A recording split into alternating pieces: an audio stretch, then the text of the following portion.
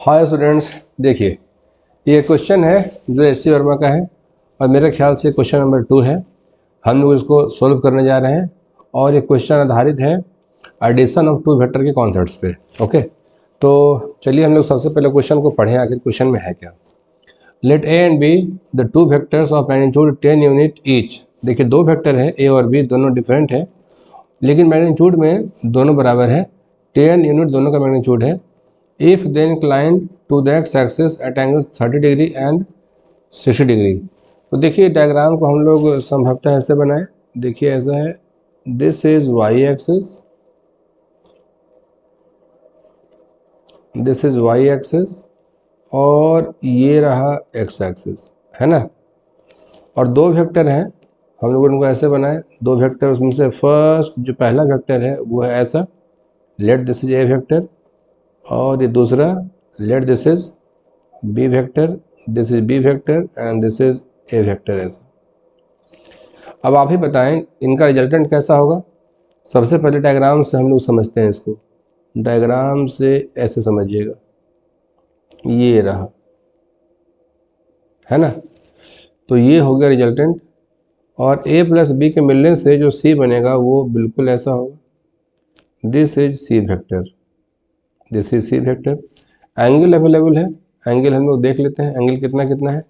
ये एंगल पता है, दिस एंगल इज 30, ये एंगल पता है और ये एंगल ये है 60। तो सबसे पहली बात तो ये कि दोनों वेक्टर के बीच का अपना एंगल क्या हुआ, उसको हम लोग ऐसे समझें, अलग से सेपरेट करके। जैसे कि ये है ए वेक्टर और ये दूसरा ऐसे है बी वेक्टर, ये बी वेक्टर और ये ए वेक्टर, और इन दोनों के बीच का अपना एंगल कितना हो गया।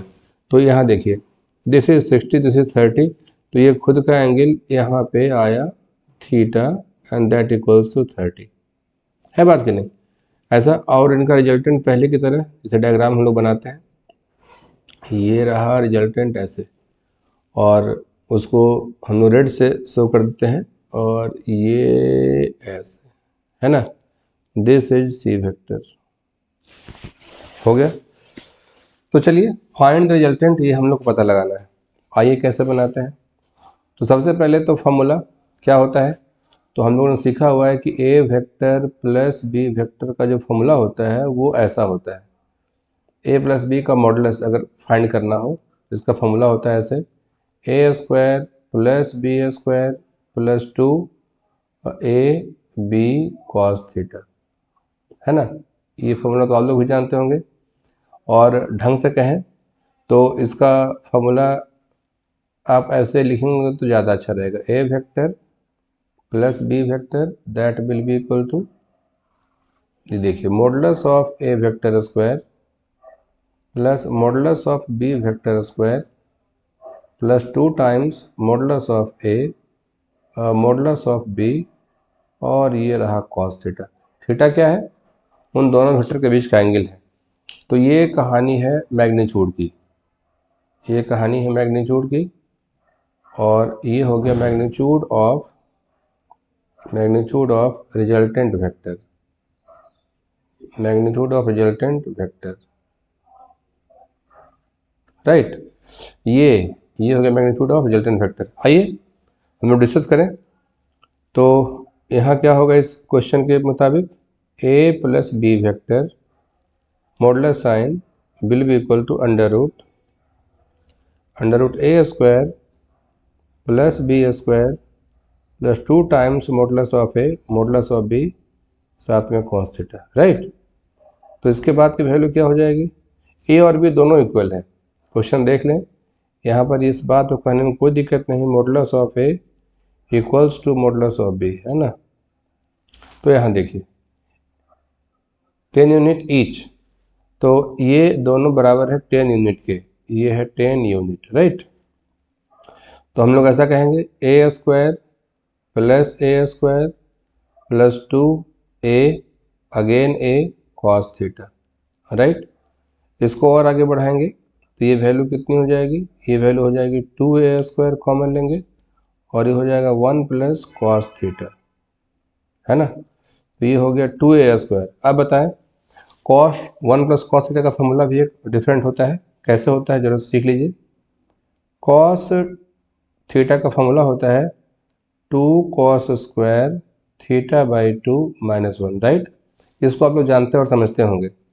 तो 1 plus cos theta that will be equal to, ये हो जाएगा 2 cos स्क्वायर थीटा बाई 2, है ना। तो हम लोग इसको ऐसा क्यों नहीं लिखें, ये वैल्यू कितनी हो जाएगी 2a square multiplied by 2 cos square theta by 2। तो ये वैल्यू अब कितनी हो जाएगी 2a cos theta by 2, right. अब वैल्यू तो हम लोग के पास पता ही है, तो 2a के बदले में 10 यूनिट, cos थीटा मैंने पहले बता दिया था, देखिए यहाँ पर थीटा इक्वल टू 30 डिग्री है, तो ये हो जाएगा 30 by 2 that means 15 degree, right. तो ये हो गया 20 यूनिट cos 15 डिग्री। ये हो गया हमारा मैग्नीट्यूड ऑफ रिजल्टेंट वेक्टर। लेकिन रिजल्टेंट कहने का मतलब सिर्फ मैग्नीट्यूड ही नहीं होता, डायरेक्शन भी होता है। तो कैसे हम लोग बनाएंगे, मान लिया जाए कि ये एंगल देख रहे हैं फिगर में, ये एंगल को हम लोग ऐसे अल्फ़ा बोल देते हैं। जैसे मान के चलिए कि let suppose this angle is alpha, right. This angle is, what is this alpha, angle made by resultant vector with A vector.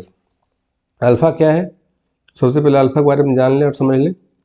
Alpha is the angle made by, alpha क्या है, angle made by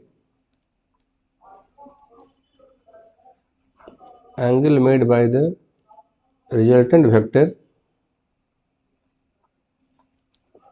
resultant vector with base vector.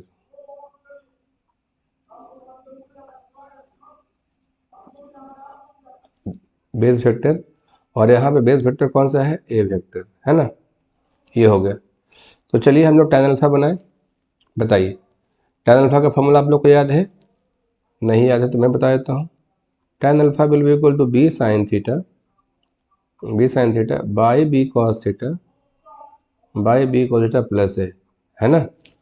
और सच कहें तो ये एकदम pure form में ऐसा होता है, modulus of B vector into sine theta by modulus of B vector into cos theta plus A vector, है ना।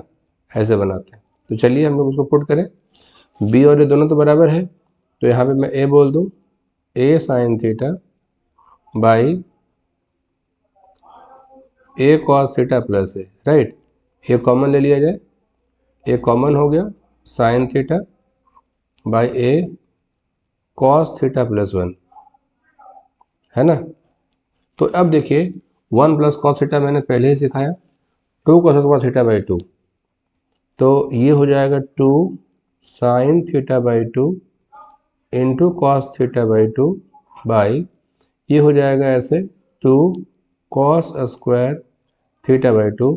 तो एक कॉस तो खैर कैंसिल होगा ही, 2 से 2 कैंसिल भी होगा, और यहाँ पर ये हो गया tan थीटा बाई 2, है ना। तो अल्फ़ा की वैल्यू कितनी आ गई, थीटा बाई 2। तो थीटा की वैल्यू कितनी थी, वो वैल्यू थे यहाँ पर 30 डिग्री, तो 30 बाई 2 कितना हो जाएगा 15 डिग्री, है ना। तो अल्फ़ा की वैल्यू कितनी हो गई 15 डिग्री। अब आप ये बताइए कि हमें ये तो मालूम हो गया, इस फिगर में देखिए हमें ये मालूम हो गया कि दिस एंगल इज 15 डिग्री। तो रिजल्टेंट ने कितना एंगल बनाया बेस के साथ, दैट इज एक्स के साथ, तो 30 डिग्री प्लस दैट 15 डिग्री। तो मैं ये बात कहूँगा, so resultant vector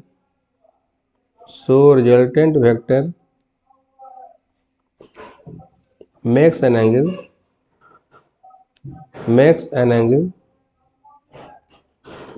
angle 45 degree with x axis। मैं आशा करता हूँ ये आपको समझ में आया होगा, राइट। तो ठीक है, तो हम लोग मिलते हैं नेक्स्ट वीडियो में, ओके।